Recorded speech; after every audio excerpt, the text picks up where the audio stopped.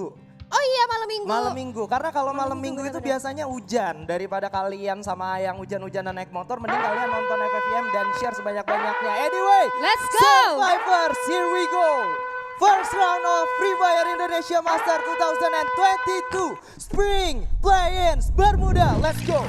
Wow, garis pesawat yang cukup adil kali ini membuat harusnya sih dalam segi drop zone dari masing-masing tim mendapatkan drop zone yang cukup enak masing-masingnya. Tapi kita masih belum tahu apakah akan ada terjadi penumpukan atau bagaimana, karena kalau dari garis pesawat yang ada di tengah-tengah map harusnya persebarannya akan cukup luas. Masih cukup luas dan gue yakin dari kedua belas tim ini mereka udah sama-sama tahu drop zone dari masing-masing timnya. Dan di round pertama gue rasa nggak ada kepentingan untuk nabrak satu sama lain. Jadi harusnya masih dengan drop zone-nya masing-masing dan masih cukup aman sampai akhirnya mereka sendiri tidak akan ada pertikaian di bagian early game kemungkinan besar nih. Yes, dan seperti biasa dari Onyx Olympus akan turun di tempat singgahnya yaitu Cape Town terlebih dahulu. Kira-kira bakal ada yang nabrak nggak ini? Soalnya tadi gue sempat ngobrol-ngobrol sama seseorang di belakang katanya mau nabrak gitu ya, tapi belum kelihatan buat nabraknya.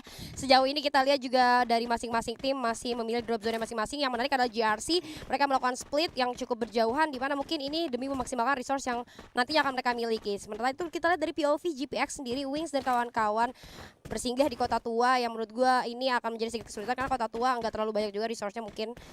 Jadi harus melakukan rotasi lanjutan secepat mungkin setelah beres dari Kota Tua itu. Iya, dan ngomongin masalah Kota Tua sendiri, kali ini seorang Wings bakal mencoba melakukan lootingan sendiri, tapi Rosman juga coba untuk melihat ke daerah bawah sambil melakukan scouting juga apakah ada orang di sekitar karena nggak mau langsung turun, takutnya langsung di surprise gitu ya. Dan kali ini dari masing-masing tim, Aura dan juga GPX masih belum sadar kalau dua-duanya lagi sama-sama mencari tahu di mana lawannya berada. Dan kali ini Rosman sebagai scout gua rasa melakukan tugasnya dengan sangat baik, tidak terlalu terburu-buru untuk turun ke daerah Kota Tua. Yes, B1 ya, ini B1. Wings dan juga Rosman harusnya sih udah saling notice satu sama lain. Bahkan dari seorang Wings juga akhirnya cabut begitu saja menggunakan vehicle. Itu menjadi sedikit informasi aja untuk seorang Rosman kepada teman-temannya. Mungkin akan diolah lagi secara informasi bahwa tadi udah kelihatan ada salah satu player lainnya yang akhirnya bisa bisa dijadikan informasi lanjutan untuk rotasi dari musuhnya tersebut ya. Dan seperti yang kita ketahui ya, kalau ngomongin Aura, mereka berhasil perform dengan sangat baik. Bahkan mereka finish di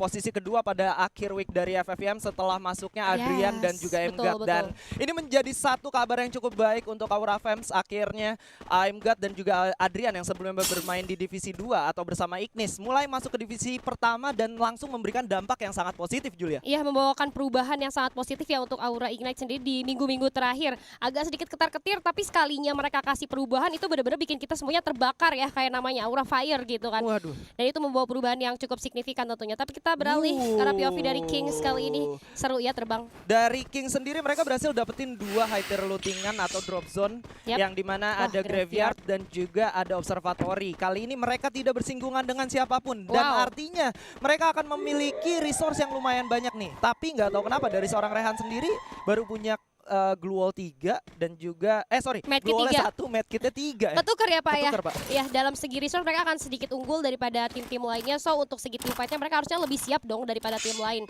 Walaupun seperti yang udah sekali bilang tadi, Rehan ini punya Glue Wall-nya baru 1, tapi gue yakin mungkin teman-teman yang lain udah lebih banyak lagi, lebih siap lagi dalam segi resource-nya.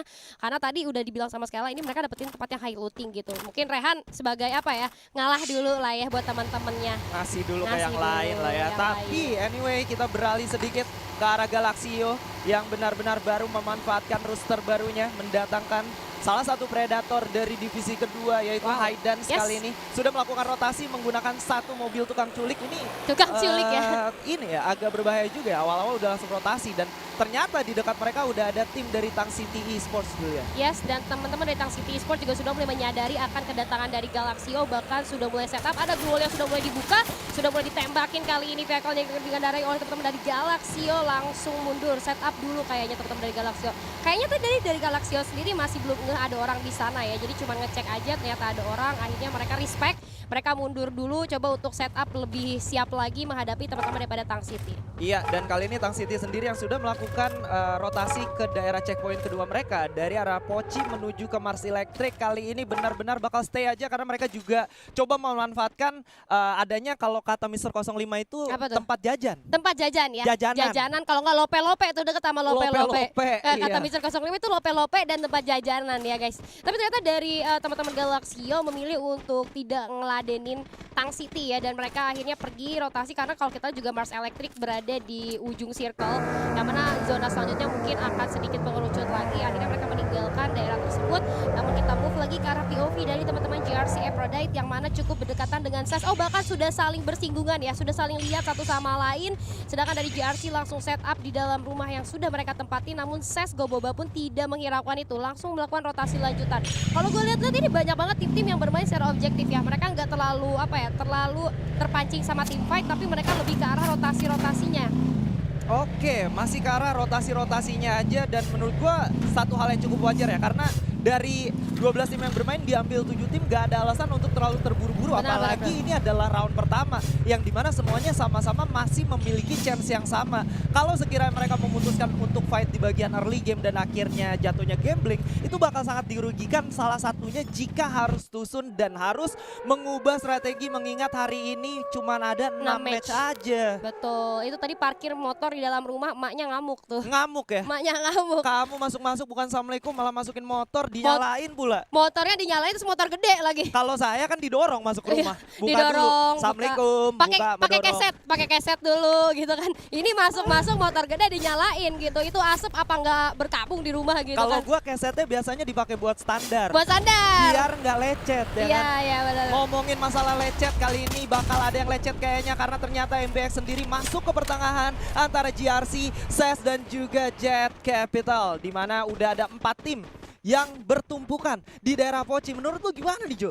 Menurut gue ini yang paling gak diuntungkan tentu Madura Prime ya dengan SES, karena kita lihat posisi mereka ada di tengah dari JIT dan juga GRC, yang kita tahu GRC ini bukan tim yang bisa diremehkan juga. Kita tahu di sana ada Lim, sang tukang granat ya. Apakah resource dari seorang Lim sudah cukup kali ini untuk memamerkan performa dia yang seperti biasa dengan lempar-lemparan granat? Dan bahkan kalau kita lihat Onyx Olympus, ada Bonafide juga yang akan mengarah ke daerah tersebut. Akan terjadi penumpukan yang cukup berbahaya di sana, akan chaos banget, hektik parah mungkin di sana. Tapi gue rasa dari 4 tim ini bahkan mereka belum ada yang buka tembakan, walaupun mereka sebenarnya udah notice keberadaan satu sama lain. Jadi mereka masih hold aja, seperti yang Skyla bilang, apa salahnya kalau buat nahan-nahan aja gitu kan, karena yang diambil 7 tim gitu. Itu dia, dan kali ini dari Onyx sendiri gak mau menyia-nyiakan kesempatan mereka melakukan rotasi langsung. Satu mobilnya sudah dipecahkan dan dihancurkan begitu saja, dan mereka akan berbagi kompon dengan Madura Prime. Berbagi kampung dengan Madura Prime ini cukup sulit ya guys, karena kalau misalnya kita bilang Onyx Olympus adalah salah satu tim yang cukup kuat kali ini dalam segi ofensifnya, dan mereka sekarang Ini, sudah tiba. lu tahu gak sih, Apa tuh? Onyx sama teman-teman dari Madura Prime ini karena emang mau puasa, Ya. mereka lagi membuat kebaikan. Lagi apa tuh? Untuk apa saling bunuh kalau bisa saling berbagi kompon. Benar-benar. Waduh. Berbagi itu indah ya guys. Berbagi itu indah. Harus dicontoh Onyx Olympus sama Madura Prime, walaupun mereka ada di satu kampung yang sama, mereka nggak terlibat pertikaian gitu ya. Iya. Oh. Dan ternyata justru dari samping ada tembakan yang tidak terduga dari seorang Kuple menumbangkan seorang Force, tapi masih belum bisa dikonfirm killnya karena memang ada satu point blank yang tidak bisa ditembak ke arah seorang Force yang sudah di crackdown tadi. Jendela kematian itu dia tadi untuk seorang Force. Untungnya masih ada temennya yang bisa backup dengan sangat cepat ya. Dan ini harusnya menjadi satu poin di mana awareness mereka harus lebih ditingkatin lagi dari segi jendela, karena ya itu dia tadi, walaupun Pochinok ini banyak banget kamponnya, tapi mereka udah saling tahu posisi satu sama lain. Ini benar-benar lucu banget ya yang Skyla bilang Onyx Olympus sama Madura Prime berbagi kampon, benar-benar berbagi kampon guys. Mereka nggak ada nggak ada saling ras atas bawah gitu. Mereka benar-benar nungguin tim lain yang ada di luar, yaitu tadi CSGO Boba dan juga ada Jet Capital untuk masuk ke daerah pertahanan mereka. Benar-benar berbagi. Emang Ramadan Karim gitu. Waduh, and you know what? Apa tuh? Yang menjadi sangat indahnya adalah Apa? sudah 9 menit berjalan, first blood belum kita dengar. Iya.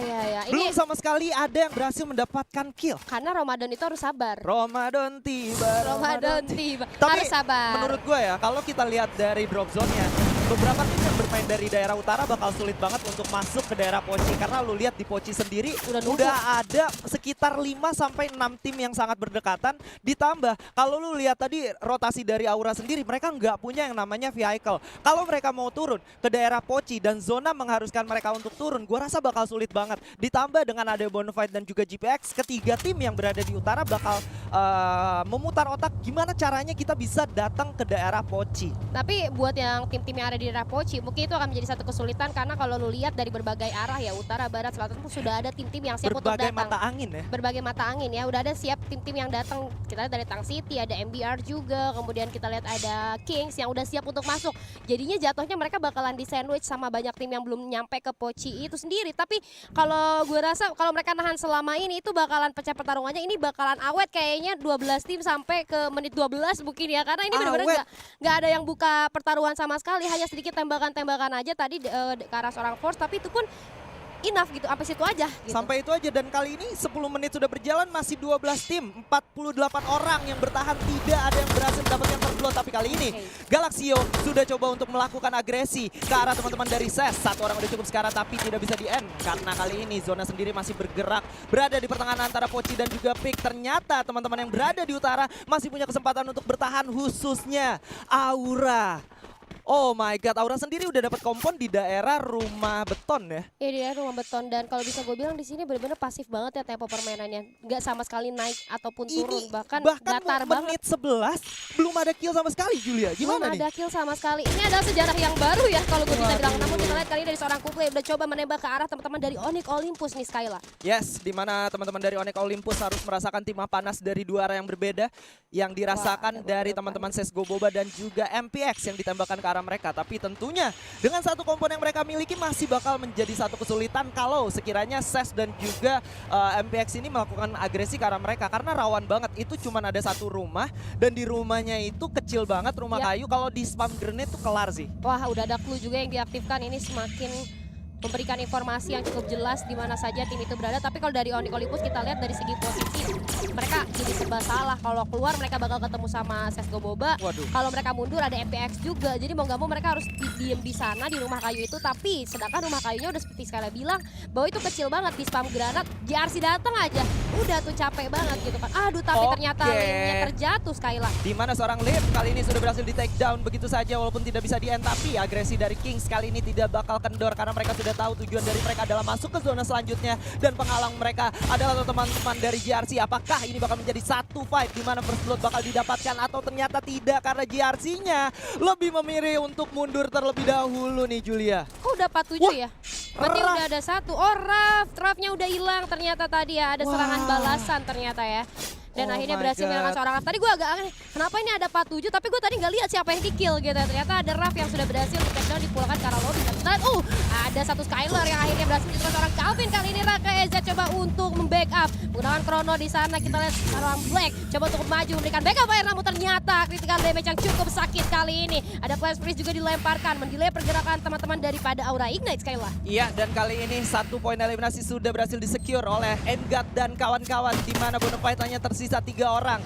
Mereka juga sudah mendapatkan timah panas yang luar biasa pedas, dan kali ini 3 lawan 4. Apakah Aura akan komit ke daerah bawah? Karena mereka sebenarnya udah tahu di samping mereka juga ada GPX. Jadi kalau mereka melakukan inisiasi fight akan cukup berbahaya. Tapi Tang City Sports di lain sisi berhasil ditumbangkan. Menyisakan satu orang aja, itu seorang bule. Apakah ini menjadi kabar buruk untuk mereka? Menjadi satu tim yang harus dipulangkan ke lobby terlebih dahulu, Julia. Oh my god, kita lihat kali ini seorang Haidan sekena hit yang cukup parah. Namun di sisi lain ternyata GRC Aphrodite harus menjadi tim pertama yang pulang ke arah lobby. Di sisi lain juga Aura Ignite berhasil memulangkan teman-teman daripada Bonafide Esports. Kali ini tinggal sisa 10 tim aja. Namun kalau lu lihat ya Aura, kalau misalnya mereka bisa lanjut jalan, itu posisi mereka paling enak untuk di daerah circle loh. Iya, tapi kita bakal beralih sedikit di mana seorang Wings sudah berhasil mendapatkan mangsanya. Satu orang sudah berhasil di take down tapi belum bisa dikonfirm. Sementara Zona 11 detik dari sekarang akan bergerak, dan gue yakin ini bakal chaos banget. Kenapa? Karena ternyata masih ada 10 tim di zona keempat kali ini, Julia. Gila.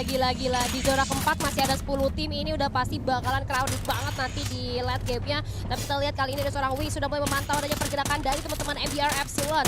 Berapa hit yang masih belum connect ternyata, karena teman-teman dari MBR Epsilon membuka space untuk MBR melakukan rotasi selanjutnya. Selain GPX juga masih coba untuk memantau terhadap sekelilingnya, namun ada keributan yang terjadi. CSGO Boba Fearless kali ini berhasil dijatuhkan, sementara Fong di sini dengan MC9-nya coba untuk mencari target selanjutnya dan langsung mengenai seorang YC di sana. terjatuh begitu saja. Masih belum ada backup, triple kill masih didapatkan di sisi lain. Namun kita lihat dari seorang Fung coba untuk melempar granat ke arah depan, memutus rotasi di teman-teman MBR Epsilon. Dan di sisi Oh lain my Jin God. Capital berhasil dipulangkan. Begitu Tang juga dengan City Tang menyusul. City Esports. Skyla. Dan kali ini CSGO Boba hanya menyisakan 2 orang melawan 3. Apakah ini bakal menjadi satu hal yang sangat menarik karena CSGO Boba sendiri adalah salah satu tim yang biasanya cukup alot untuk masuk ke zona-zona selanjutnya. Tapi kali ini satu orang sudah berhasil di take down. MBR sedikit kesulitan tapi ternyata tuh RR9 dari belakang dan juga Sesfung berhasil mendapatkan 2 orang sekaligus menggunakan M79-nya. What a play. Kali ini 13 detik dari sekarang gua rasa bakal terjadi pecah perang. Kenapa? Karena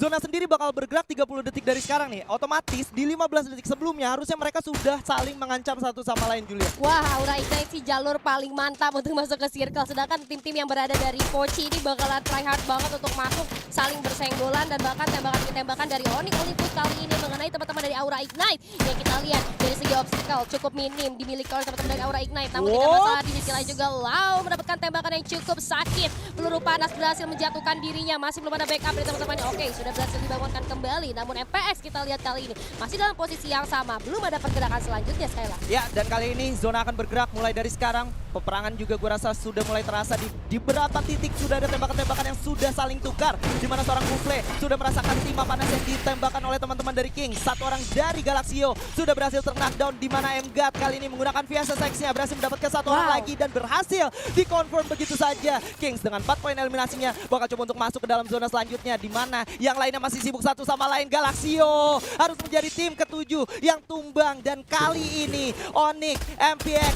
dan juga teman-teman dari GPX harus coba untuk menahan kerasnya serangan dari Aura. Tembakan sudah dirasakan. Satu orang sudah ter-knockdown, digigit oleh zona. Mulai sakit, IC grenade dilemparkan. Aura menjadi salah satu tim yang cukup kuat kali ini. Di mana Gardu berhasil ditumbangkan di posisi keempat. Onyx, Olympus dan Aura berhadapan dengan teman-teman dari Kings. Tembakan demi tembakan sudah dirasakan. 3 lawan 4. Apakah ini akan menjadi hari untuk Aura atau justru Kings bisa membalikkan keadaan? Karena seorang Adrian sudah balik ke depan. Langsung coba untuk digas dulu. Dikeker terlebih dahulu. Adrian harus knockdown. 3 lawan 3. Di mana Rosman mulai maju ke depan. MGAT mulai menyusul di belakang. Satu tembakan sudah mulai dirasakan. Dix sudah tumbang begitu saja oleh seorang MGAT. Tapi ditukar langsung. Menyisakan 2 orang aja. Satu orang kesel. Bakal diajar oleh 2 orang sekaligus. And that's it. That's the end. Aura berhasil mendapatkan buya di round pertama. Free Fire Indonesia Master 2022 Spring Play-ins, Julia. Well play Aura Ignite yang berhasil mendapatkan buyah pembuka kita kali ini dengan gameplay yang cukup cantik. Tadi di penghujung map ya, dimana kalau kita lihat